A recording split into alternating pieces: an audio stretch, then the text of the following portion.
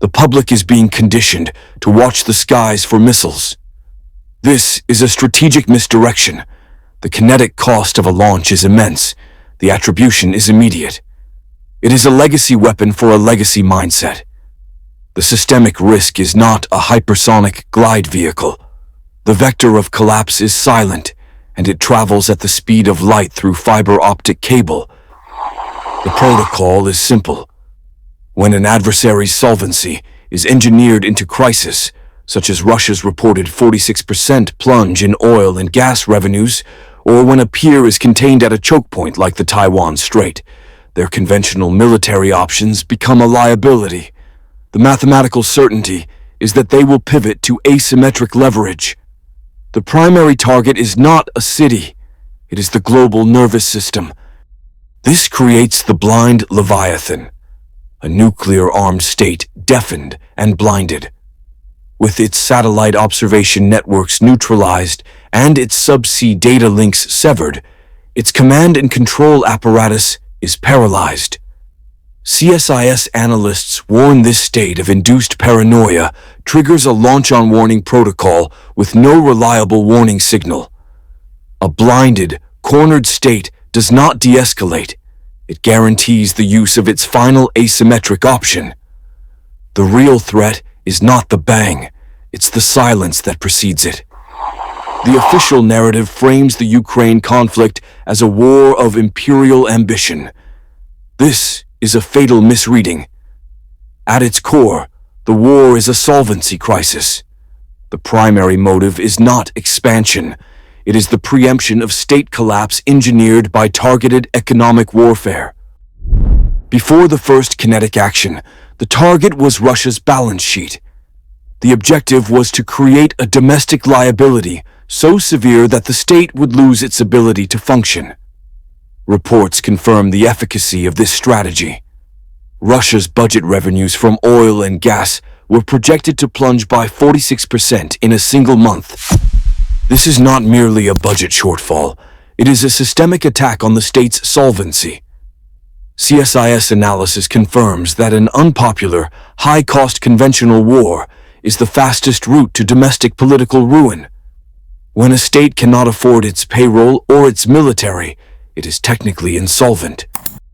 This manufactured weakness forces a pivot. Conventional warfare, with its immense kinetic cost in logistics and hardware, becomes an unaffordable luxury. The state is systematically cornered, compelled by economic reality to abandon conventional symmetric responses. The only remaining options are asymmetric. When the cost of a T-90 tank becomes untenable, but the leverage of a critical infrastructure cyber attack or a tactical nuclear device remains constant, the choice is made for them. Economic strangulation is the direct accelerant to leveraging the ultimate asymmetric advantage. It's a mathematical certainty. The core protocol of modern conflict is no longer about attrition, it is about insolvency. The central equation is one of asymmetric lethality. According to analysts at the Royal United Services Institute, RUSI, the kinetic cost differential is a systemic game changer. A $5 million main battle tank can be neutralized by a $500 first-person view drone.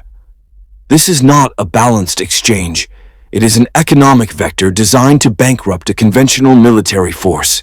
The tank becomes a $5 million liability, not an asset. This radical cost imbalance drives a principle known as the democratization of violence. The term signifies the collapse of the state's monopoly on high-impact kinetic force. The barrier to entry for inflicting strategic damage has been reduced from the price of a fighter jet to the cost of consumer electronics. This empowers not only financially constrained states, but also non-state actors, allowing them to leverage devastating force against vastly more powerful adversaries at a fraction of the cost. This economic reality is the accelerant. When a nuclear-armed state like Russia sees its oil and gas revenues plunge by 46%, per Reuters calculations, its capacity to field and replace $5 million assets evaporates. Facing a manufactured solvency crisis, the state does not capitulate. It pivots. It systematically shifts its defense doctrine away from expensive conventional platforms and toward cheap, scalable, asymmetric weapons. The economic pressure is a direct command to innovate lethality on a budget, or E. The logical endpoint of this strategy is not limited to the battlefield. The same low-cost drone technology, when paired with cyber payloads, becomes the ultimate vector for attacking an opponent's home front. Reports already warn that critical infrastructure is not prepared for drone-enabled cyber attacks. The math is irrefutable. Economic warfare designed to corner an adversary removes their conventional options, making a low-cost, high-impact strike on your own critical systems a mathematical certainty. The primary economic battlegrounds are established vectors. Russia is being engineered into a solvency crisis, with budget revenues from energy assets projected to plunge. China's strategic options are systematically being removed at the Taiwan Strait choke point. The kinetic cost of a conventional response is being made mathematically prohibitive. But the resulting doctrine, the asymmetric counterstrike, is not tested on the primary target. It is refined in the gray zone. CSIS and RUSI analysis identifies nations with high internal political and economic fragility as proxy laboratories. Jurisdictions like South Africa or even Canada, flagged for internal logistical instability, become live-fire environments for staging and testing new vectors of attack. The blueprint is public domain.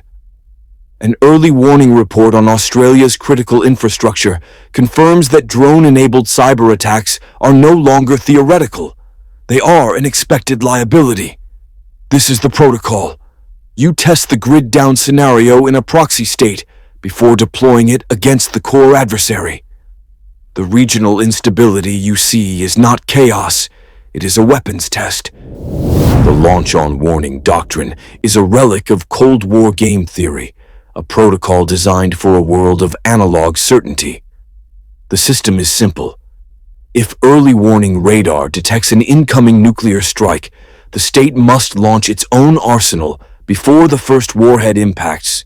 The decision window is measured in minutes. It is a mathematical equation to ensure a second strike capability. Now, introduce a new vector, the fog of digital war. According to analysts at RUSI, a cyber attack does not need to detonate a warhead. It only needs to blind the radar. As cybersecurity reports warn, critical infrastructure is not ready for this type of drone-enabled or digital assault. The screen goes black. The commander is now operating in a total information vacuum. Is the alert real or a sophisticated spoof? The cost of waiting to verify is national extinction. The cost of launching is global thermonuclear war. The doctrine, however, remains rigid. In the absence of definitive no-strike data, the protocol's default assumption is that the threat is real. This forces the commander's hand. It is not a choice. It is a systemic compulsion. Fear becomes the trigger. This is the ultimate asymmetric liability, where a state facing a solvency crisis, such as Russia's reported 46% plunge in oil revenues, is incentivized to leverage non-kinetic tools to create a kinetic outcome. The manufactured economic collapse is the direct vector to a launch protocol initiated by digital ghosts. The calibration shot will not be a missile launch. It will be an economic signal, delivered kinetically. The operating thesis is that manufactured economic weakness is a direct accelerant to asymmetric conflict. As Russia's budget revenues from oil and gas are set to drop 46%, its tolerance for strategic containment in other theaters evaporates. The kinetic cost of conventional war becomes prohibitive, forcing a pivot to liability-optimized strikes. The target vector has already been identified. While strategic focus remains on the Taiwan Strait, the proxy theater is where the signal will be sent. CSIS analyses have consistently highlighted Allied infrastructure as the primary vulnerability. A recent security assessment is more specific. Australia's critical infrastructure is not ready for a drone-enabled cyber attack. This is not a random fact. It is a targeting blueprint. Within the next 12 months, anticipate a cascading blackout at a primary Australian port or LNG facility. The attack will leverage a drone swarm to deliver a localized EMP or cyber payload, creating a solvency crisis for regional shipping and energy markets. It will be an attribution impossible event, officially blamed on non-state actors or system failure. This is the protocol for a calibration shot. Maximum economic disruption with minimum diplomatic liability.